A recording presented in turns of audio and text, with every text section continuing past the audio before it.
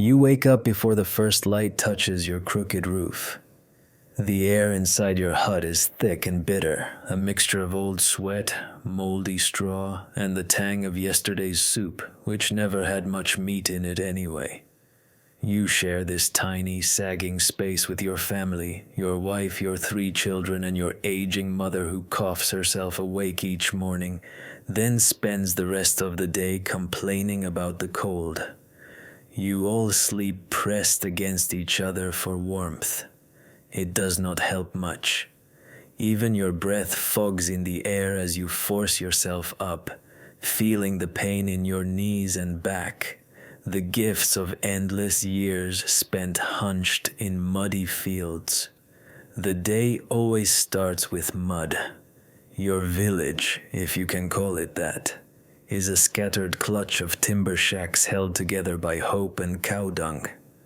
Rain falls often, soaking the ground so thoroughly that you walk in sludge even when the sky is clear.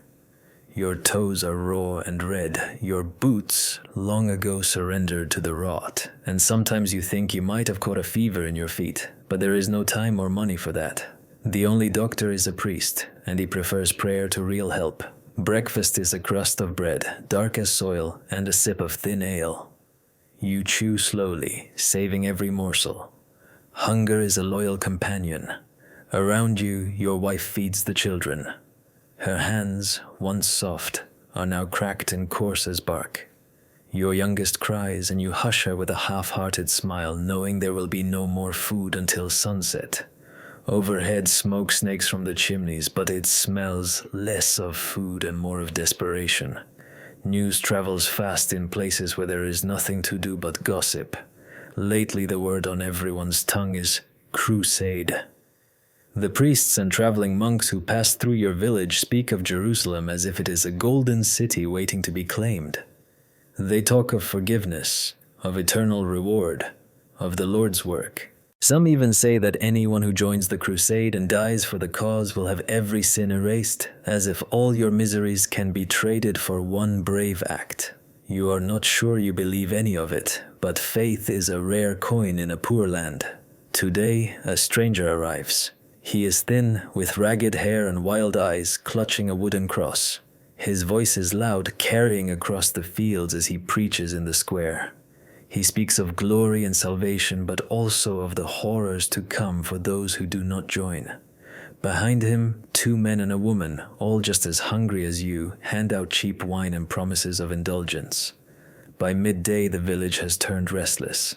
Some men shout, eager for adventure. Others hide, afraid they will be forced to go. As night falls, the mood changes. The church is packed, not with piety, but with fear and hope tangled together. The priest, face red with wine, shouts about sin and the need to wash it away. Outside, the smell of roasting meat drifts on the wind. Someone is celebrating early, or maybe stealing one last moment of joy. You see your neighbors gathered in secret corners, bottles in hand, laughter rising up sharp and wild. They talk about the crusaders they met in other towns, men who stole chickens, women and dignity, leaving nothing but stories behind. Somewhere nearby, someone sings. It is not a hymn, but a bawdy song, one you have heard only in the deepest part of night, when the last lantern burns and the children are asleep. Your wife, sitting beside you, shakes her head. She is afraid, and you are too. You remember the old stories of what men become when they are promised freedom from sin. You have seen it yourself, a neighbor's wife, gone missing after a drunken night. A boy returned with bruises and eyes that never looked up again. That evening, there is a kind of madness in the air. It creeps into your home through the cracks in the door. Neighbors vanish into shadows behind barns and haystacks. Someone brings out a barrel of wine, and the laughter grows louder. The priest looks away, muttering about the flesh and the devil. But he does not stop anyone. After all, tomorrow many will leave, maybe forever. You go outside, drawn by the noise. In the fields, a bonfire blazes. Around it, people dance and stumble, clutching each other. Some weep, some shout. The wine flows like water, and even the oldest women clap along. Under the shifting light, you see things you do not want to see. Hands wandering, lips meeting, the rules of the village dissolving for a single night. This is how you spend your last evening before the crusade, not in prayer, not in quiet reflection, but surrounded by chaos and longing and fear. When you finally stagger home, the sky is full of stars, bright and distant, uncaring. Your wife is waiting. She holds you close, her eyes full of questions she will never ask. You do not know what tomorrow will bring. You only know that you are tired, you are hungry, and for one night at least you are still alive. You fall asleep to the sound of laughter and distant screams, the smell of smoke and sweat heavy in your dreams. Tomorrow, the real journey begins. The morning arrives without mercy. You wake to a world that has not changed except for the tension humming through the air. Your bones ache, your head throbs from the cheap wine of last night, and your wife has already packed the small sack you will take. There is no breakfast, only cold water and a prayer you barely mumble. All around you, the village is coming undone. Men bicker over rations, women weep, children cling to legs, unwilling to let go. Some are being left behind. Others are dragged along, unsure if this journey is salvation or a slow walk into death. You join the procession that spills out of the village like mud after rain. The road is not really a road, just a churned path through endless fields. Shoes are a luxury, and you quickly lose sight of your neighbors, swallowed by the swarm of travelers. All around, peasants, vagabonds, whores, priests, thieves, and children jostle for space. The air smells of sweat and animals, and as the day warms, the stench grows sharper, more intimate. The farther you walk, the more you realize how many have joined this so-called holy quest, not for God, but for food, for escape, for the promise of something, anything, better than what they left behind. You pass ruined villages where only blackened beams remain, the homes abandoned or destroyed by earlier waves of crusaders or raiders. You see a woman digging for roots in the dirt, her face blank, her children silent and wide-eyed. When she sees your group, she does not beg for bread. She simply stares, and you understand her anger is older than any crusade. By midday, the line of people stretches farther than you can see. New faces join, peddlers with carts full of stolen wares, toothless old men offering trinkets that they swear will protect you from evil. You keep your head down, feeling the weight of every step. Somewhere, someone begins to sing. A hymn, maybe, but the words have faded, replaced by drunken laughter as more barrels of wine appear, traded or stolen from those unlucky enough to live near the route. At night there are fires everywhere. The travelers do not bother with secrecy. The priests, once stern and proper, are now the first to shout for wine, the first to seek out the girls who follow the procession. You see men and women wrapped together in filthy blankets, legs tangled, faces blurred by smoke and hunger. Children wander from campfire to campfire, sometimes looking for food, sometimes for parents who have forgotten them for a night. There are no rules, only opportunities. Some sell their bodies for bread. Others steal whatever is not nailed down. You see a priest swapping blessings for a mouthful of ale, a so-called knight trading his sword for a night with a girl who cannot be older than 16. Everything is for sale, except dignity, which was lost days ago. You watch a group of men gather around a battered cart, singing a song with verses dirtier than the river water. They pass a skin of wine and soon their voices turn to shouts. A fight breaks out over a loaf of bread, but no one tries to stop it. There are more important things, like finding a spot to sleep where you will not wake up with a knife to your throat. You try to keep to yourself, but it is not easy. A woman sits beside you, her hair tangled, her dress torn. She does not ask your name, only if you have anything to eat. You share a crust of bread, and she thanks you by curling against your side when the night grows cold. You are too tired for anything else, but she does not seem to mind. Above you, the stars glitter, indifferent.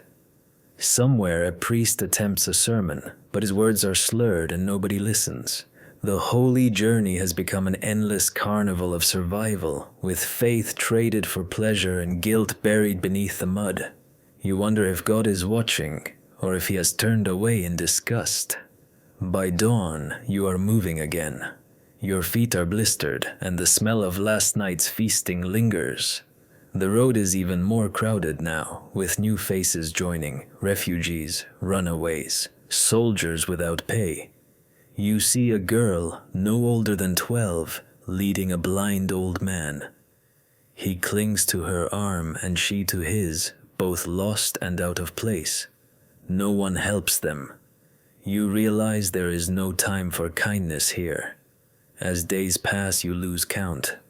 Time is measured by hunger and exhaustion. You eat what you can, stale bread, half-rotten vegetables, sometimes just grass. Your belly aches, your mind grows dull. Stories circulate of villages ahead where the people have barred their doors, terrified of the traveling mob. Some say that in the last town, a group of crusaders burned the mayor's house after he refused them wine. Others claim a priest blessed the orgies, declaring all sins washed away by the coming war. You believe it. After all, you saw the priest yourself last night, arm around a girl, lips stained with red. One evening, as you trudge into another filthy camp, you see a group dancing around a fire. Naked bodies twist and writhe, their laughter half crazed. It is not joy, not really. It is desperation, the need to forget, if only for a few hours, the dirt, the hunger, and the knowledge that for most of you, this journey will not end in glory, but in an unmarked grave. You avert your eyes, but the sounds follow you into your dreams. You lie awake, staring at the sky. The stars, once a comfort, now seem to mock you. You think of your family, left behind in the ruined village. You wonder if your wife still waits, or if she has moved on, taken by the same tide that swept you away. Around you, the camp is restless. Men and women tangle together, priests snoring under stolen blankets, a few unlucky souls shivering in the cold. Somewhere, a child cries for its mother, but no one answers. When the sun rises, you will walk again, and the carnival of filth, hunger, and false hope will move on. This is not the crusade you were promised. This is survival, and it will not get any cleaner. You arrive at the camp after what feels like an eternity of walking, your feet blistered and your mind numb. The Crusader camp sprawls across a muddy field outside a nameless town. No banners of glory, only rags, makeshift tents, piles of filth, and the sickly sweet smell of human waste. The air is thick with smoke and noise. Somewhere a cow is being slaughtered, its bellows drowned out by shouts and laughter. The crusade has not yet even started, and already you are surrounded by ruin. Thousands have gathered here. They come from everywhere. Grim-faced men with iron swords, wide-eyed boys dreaming of heroism, old soldiers too weary to remember what they fight for. There are more women than you expected. Wives, widows, daughters, and those who follow the soldiers for coin, for shelter, or because there is nowhere else left to go.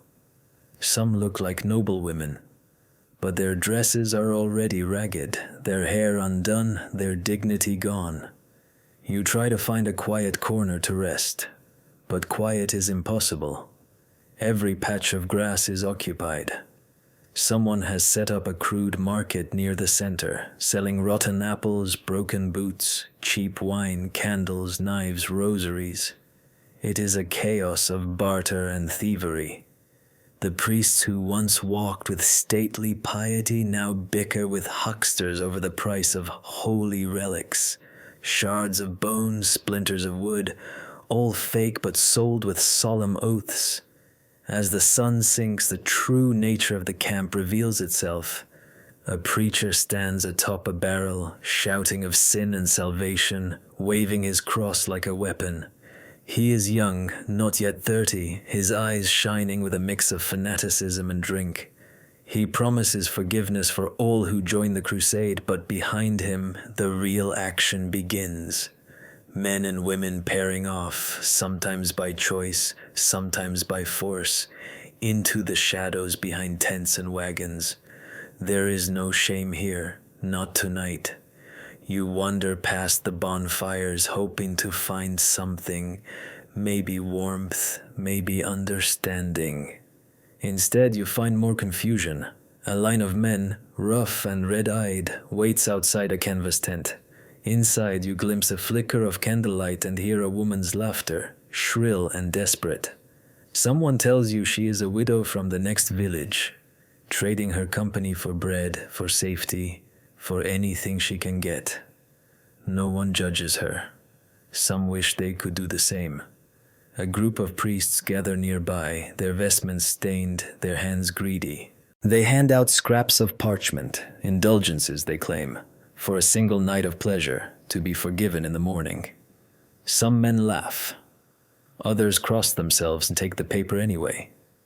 You watch as two priests lead a young woman toward a tent, promising her spiritual comfort. You want to turn away, but your legs refuse to move. You find a spot to sit, pressed between a drunken soldier and a silent, shivering boy. The soldier tells stories of past battles, each tale bloodier and less believable than the last. Between stories, he stares into the fire and mutters about home, about the fields he will never see again. The boy says nothing, but his eyes are too old for his face. You wonder what he has seen, what he will become. The night deepens, and the camp transforms. Music drifts from somewhere. Broken flutes, a drum made from a barrel, voices singing songs you have never heard. Bodies move in the darkness, some seeking comfort, others violence. You see a priest, robes askew, wrestling with a young man for a jug of wine. They laugh, then fight, then laugh again, collapsing into the mud. Further off, by the largest fire, a contest has begun. Who can drink the most? Who can charm the prettiest girl? Who can steal the most from the sleeping? No one seems to care about the crusade, not really. This is a carnival, a fever dream of hunger and need. The lines between prayer and pleasure, virtue and vice have vanished. You see a knight, his armor dull, his sword strapped carelessly to his side, dancing with a girl who cannot be more than 14. Her hair is tangled with straw, her feet bare. She laughs at his jokes, but there is nothing joyful in her eyes. You look away, ashamed. Someone brings more wine. A group of soldiers passes a jug, each taking long, desperate gulps. They speak of the Holy Land, of Jerusalem, but their words are thick with longing for simpler things. Bread, shelter, a woman's touch. One boasts that he has already bought his forgiveness from the priest, that nothing he does tonight will matter in the eyes of God. The others cheer, then vanish into the shadows. You think of your own sins, small things, mostly, lies and petty thefts, jealousies and harsh words. Here, they seem innocent compared to what surrounds you. Here, in the heart of the crusade, anything goes. The night grows colder, but the fires burn bright. The music never stops. In the darkness you hear cries, some of pleasure, others of pain. It is impossible to tell which is which. You curl up, trying to sleep, but sleep will not come. The camp is alive, pulsing with hunger and fear. You remember the priest's words, all sins forgiven for those who march. You wonder if he meant it, or if he just wanted to be left alone with his wine. Dawn brings no relief, The ground is littered with empty bottles, broken bodies, discarded rags. Some wake with shame, others with pride. A few never wake at all. The priests gather, faces haggard, to lead a prayer. Most ignore them. You watch as one priest washes his hands, then takes a woman's hand and leads her back to his tent. Around you, the carnival begins again. The crusade has not yet started, but already you feel lost. You sit in the mud, stomach empty, heart heavy. This is the camp of the faithful, the army of God. You wonder what kind of God would accept such a congregation, and whether he is watching or hiding his face in shame. You wake in a fog, head pounding, mouth sour with the taste of last night's wine and mud. The camp is already in chaos. The sun has barely risen, but word has spread. Today is the day. There will be battle. Some men stumble about, eyes wild, clutching at weapons they barely know how to use. Others kneel in the mud, muttering prayers, their lips trembling with fear. The priests pace like crows, blessing anyone who will listen, their hands shaking, their robes stained. You have no armor, just a patched tunic and a stick that passes for a spear. Your feet are raw, your stomach empty, but there is no time to dwell on misery. You are herded with the others, pressed shoulder to shoulder, the air thick with the stink of sweat and fear. Somewhere, a man vomits into the grass. A woman screams for her son, lost in the crowd. No one helps her. There are too many lost today. The leaders, if they can be called that, shout orders from atop horses, their voices nearly drowned out by the clamor. For God! For the Holy Land! They wave flags and crosses, but their eyes are haunted, darting from face to face as if searching for an escape. You wonder if any of them will survive the day, or if they will vanish like so many before them. Then the march begins. You shuffle forward, knees weak, weapon clenched in shaking hands. The ground is uneven, churned to muck by thousands of feet. You trip over a body, someone who drank himself to death the night before. Now just another obstacle on the way to glory. You do not look back. The battle is not what you imagined. There are no grand duels, no shining heroes. There is only confusion. Shouts and screams fill the air, mingling with the clash of weapons and the wet thud of bodies falling. The enemy, whoever they are, appears from nowhere, just as ragged and desperate as you. Swords flash, spears thrust blindly. Men slip and fall, trampled by their own side. You swing your stick and miss, stumble, fall to your knees in the mud. Someone steps on your hand, crushing your fingers. You scream, but the sound is lost. Around you, men fight and die for reasons they do not understand. You see a boy, not yet grown, cut down by a man old enough to be his father. You see women dragged from the chaos, their cries echoing above the din. There is no mercy here, only survival. When the dust settles, the field is a wasteland.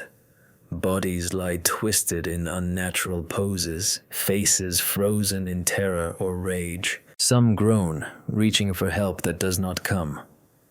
The priests walk among them, offering final prayers. But even they seem hollow, their faith battered by the carnage. You search for familiar faces and find none. Your hands are shaking. Your clothes soaked in blood, some of it yours, most of it not. In the aftermath, the survivors stagger back to camp. There is no victory feast, only silence and the smell of death. Some men drink to forget, others seek comfort in the arms of whoever will have them. The orgies resume, more desperate now, as if to banish the memory of what has just happened. You see men and women coupling in the mud, their faces blank, eyes unfocused. Children cry themselves to sleep, clutching what little is left to them. Disease spreads quickly, the wounded rot where they lie, wounds festering in the summer heat. Rats scurry through the tents, picking at scraps of flesh. The priests claim that suffering brings salvation, but their words ring hollow. You hear stories of men dying in their sleep, their bodies found stiff and cold come morning. Others go mad, raving about visions of fire and blood. Some simply walk away, never to be seen again. You try to clean yourself in the river, but the water is red with blood. Women kneel along the banks, scrubbing at stains that will never come out. A mother weeps as she washes her son's shirt, the cloth torn and crusted with gore. You turn away, unable to watch. You have seen enough. That night there is another feast, if it can be called that. A handful of men roast what little meat they have, passing the bones from hand to hand. Wine flows freely, the only cure for memory. The priests hand out more indulgences, promising forgiveness for sins yet to be committed. No one believes them, but everyone takes a scrap of parchment just the same. You sit by the fire, staring into the flames. Around you, laughter and moans mix with the crackle of burning wood. Someone sings a song about home, but the words falter, lost to the night. You wonder if you will ever see your village again. If your wife still waits. If your children remember your face. A girl sits beside you, her hair matted, her eyes dull. She offers herself for a bite of bread, a sip of wine.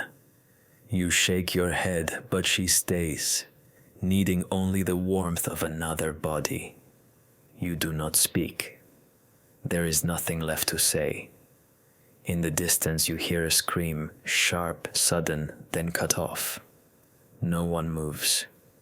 There have been too many screams already.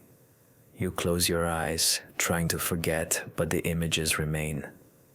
The field of corpses, the cries of the dying, the stench of blood and rot. You remember the preacher's words, glory, salvation, paradise, but they sound like a cruel joke now.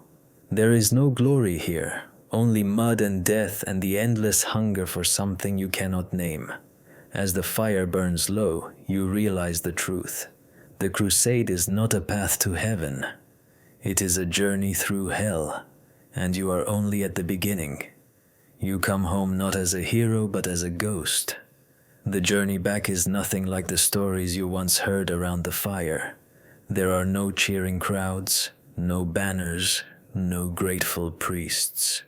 You trudge through ruined villages and empty fields, your feet cracked and bleeding, your body thinner, your eyes hollow.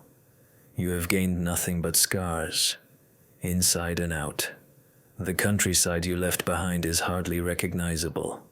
Half the fields are untended, choked with weeds. The old mill is silent, its wheel broken and blackened.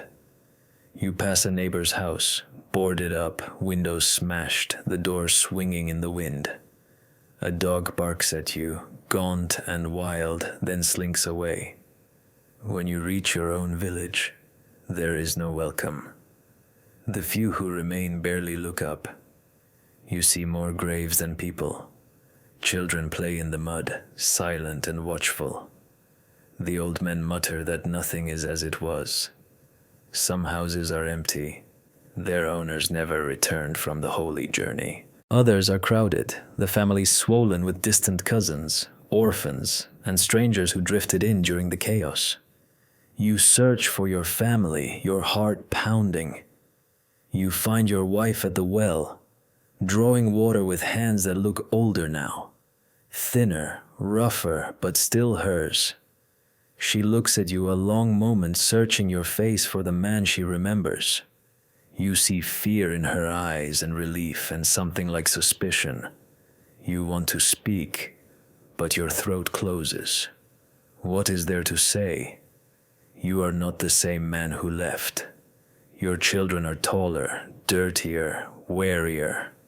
They keep their distance at first, hiding behind your wife's skirts. Eventually, your youngest runs to you, wrapping thin arms around your legs. The others follow, drawn by curiosity more than love. You try to hold them, but you feel clumsy, as if you have forgotten how. The dog growls, unsure whether you are friend or stranger. The days blur together. The village is quieter now, stripped of the constant noise of old. Everyone has lost someone. There are stories whispered at night, tales of those who never returned, killed in battle, taken by disease, vanished on the road.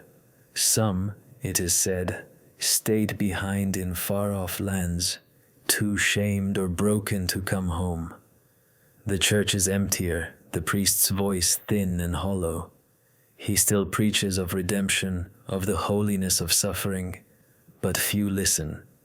You see him drink from his flask when he thinks no one is watching. On Sundays the pews are filled with blank faces, people staring straight ahead, hoping for comfort but finding none. Some try to return to old routines.